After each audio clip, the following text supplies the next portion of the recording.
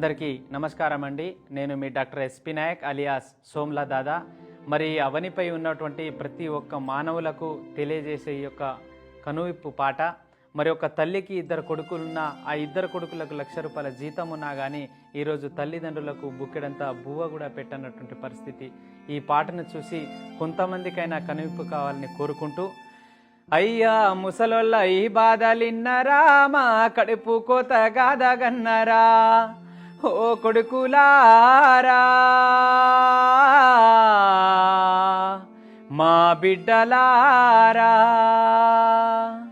అయ్యా ముసలోళ్ళ ఈ బాధలిన్నరా, మా కడుపు కోత గాదగన్నరా, ముసలోళ్ళ ఈ బాధలిన్నరా, మా కడుపు కోత గాదగన్నరా.